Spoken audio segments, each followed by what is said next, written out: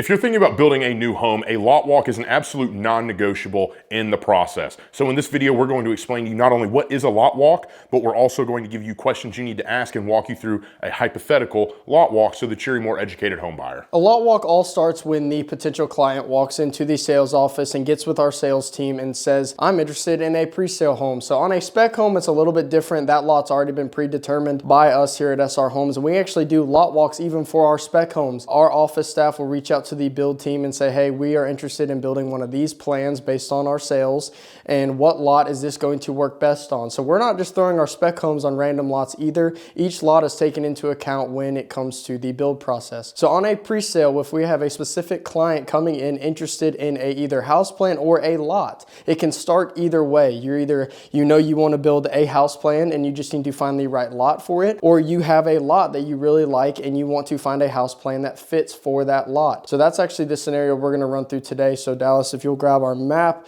we're going to run through lot 13 here in Sterlington. As you can see here, it's almost a cul-de-sac lot, but it is at the end of the subdivision. So that is a lot that we have a client interested in. So that is what we are going to start with. And it actually all starts on paper. So we don't have a house plan exactly picked out yet. So we're actually going to start with what is our final plat for the subdivision. So we will come in here and we will actually find our lot 13. So as you can see right here on our preliminary plan, it is 0.7 of an acre. So not quite a full acre, but it is still a very large lot for a subdivision.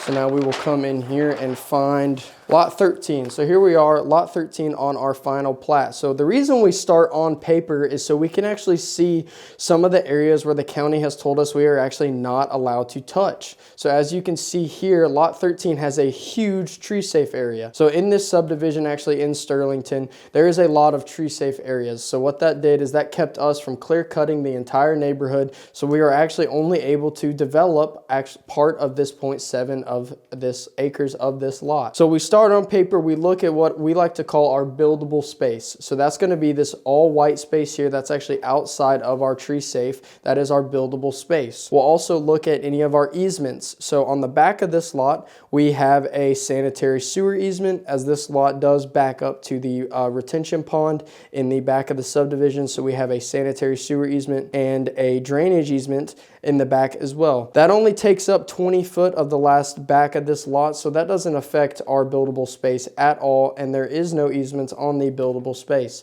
So once we've determined our 2D factors on paper, we'll actually take this to the site where we can do a site walk and experience this stuff in three-dimensional. So here we are, we've actually made our way down to lot 13 here in Sterlington now. So what we've done is we'll kind of communicate with the sales team on what this buyer is interested in when it comes to house plans. So in this instance, the buyer has a particular plan in mind. They're looking at our Cherokee A plan. So this is the version that Tyler had talked about previously, where they knew the plan that they wanted. They were just trying to figure out which lot was going to be the best for them to build that plan on. So they did mention that they wanted to take a look at lot 13 specifically. So what we have actually done is we have taken a Cherokee A elevation plan and actually rough staked this out behind us so they can actually see the footprint of this house before they even get to the lot walk. So all before the customer gets here, we've taken the time to actually stake this house plan out. This is not a professional survey stake. Don't get that confused. This is just a stake that the builder has done based on the house plans so they can get the rough footprint of the house plan on this lot. So let's take a step onto this lot and we'll walk you through how this Cherokee fits on this lot. So as we step onto the lot, the first thing that we're going to do is explain to the customer what the setbacks are for the specific neighborhood. So in Cherokee County, in Sterlington here, our front setback is 35 foot and our side setbacks are actually 5 foot. So that means we have to be a minimum of 35 feet from the back of curb on the front and a minimum of 5 feet from the side of the property on our build sides. So what that is going to do is that's going to give us a rough footprint of where we need to set the house. However, we have wide lots out here. Some of these lots are 80, 90 foot wide out here in Sterlington. So we're never going to get within that 5 foot setback on the sides of the lot. But that front setback is something that we can get to on every lot. So that all determines on what the customer is going to want. So in this scenario, what we've started with is 35 foot from the back of curb. So we've actually staked that at the minimum setback so this customer can see what that looks like moving forward. If they want to push the house farther back, they have plenty of room to do that because this lot goes hundreds and hundreds of foot back into that tree safe area that we talked about on the final plat. So we will actually never get anywhere close to those easements or the back property line on this lot. So what we're going to do is kind of take into consideration what the sales team has relayed to us with buyer preferences. Say they want a pool, they want to maximize their backyard space, they want to maximize their front yard space. We take all that into consideration, and your builder that you're working with too should as well when it comes to laying out the house for you to see on that lot. So as you can see, we'll come back here to actually one of the back stakes that we have placed on this lot. So what we're looking at here is the actual looking at the house. We're looking at the back right corner of this house. So what we've done is we've actually placed this 15 feet from the property line. So that almost triples our side setback and gets us well within the county requirements. But what that also does is that gives our client a side yard as well as a large backyard. So you can see we've got a large flat lot in this scenario. That's another thing that we're going to walk the customer through is the topo of the lot itself. Yeah, that's obviously something that most educated buyers are taking into consideration is, hey, I want to make sure that I'm on a flat lot because I want to make sure that I can put a pool in, kind of like what Tyler mentioned earlier. As it relates to the drainage, most discerning buyers are concerned about the drainage. You're living in a neighborhood. It's not like you're the only home on a private lot. So there is going to be drainage concerns, and they want to make sure that, hey, these homes are going to drain properly in addition to obviously all of the county's drainage requirements. Maybe they want to ensure that there is no water that ever winds up on their lot that is coming off of a neighbor's lot, because sometimes there is going to be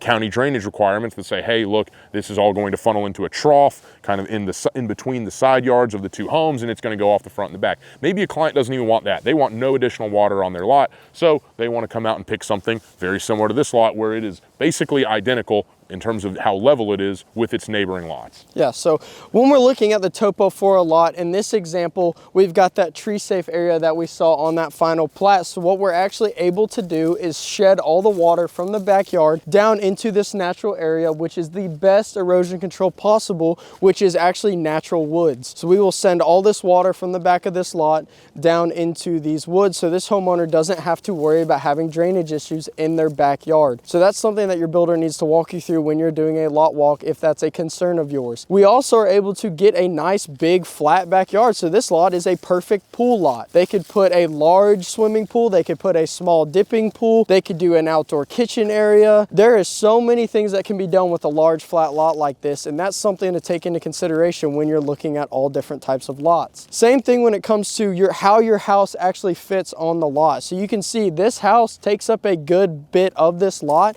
but it still has a huge usable space. We've got a huge side yard on this left side, almost 20 feet until we get to the neighboring property. And on that right side, like we talked about, we are 15 foot from the property line.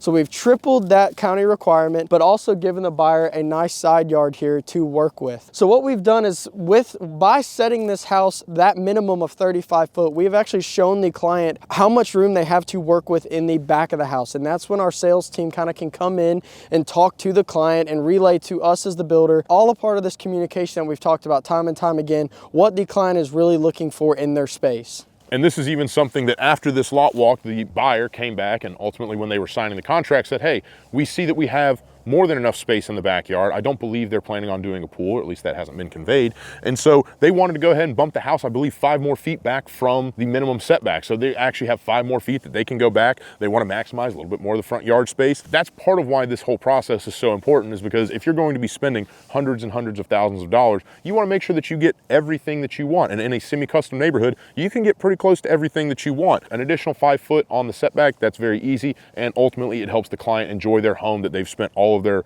hard-earned money on a little bit more. And this is a huge process for all types of buyers. We deal with out-of-state buyers, we deal with local buyers, we deal with repeat buyers. It doesn't matter what kind of buyer you are. A lot walk is definitely, like Dallas said, a non-negotiable. You don't know what you're working with until you get on site, boots on the ground, looking at this lot. That final plat is a great place to start, and we will always start there, but you don't actually see any of that stuff until you get to the lot. Like that tree safe area that we talked about on the final plat, you see that shaded area on the paper, but what you don't see is the fact that it provides a tremendous amount of privacy on this lot. So that Dallas said, this neighborhood is something that people are looking for, that privacy. This is not a 300+ plus lot community. This is 29 quaint, quiet lots with no amenities where people are looking to downsize, kind of get in a quieter area. And that's exactly what this lot provides, is it provides a huge shelter from any surrounding development on the backside of this lot by having a huge tree safe area. And that's something you don't really get to experience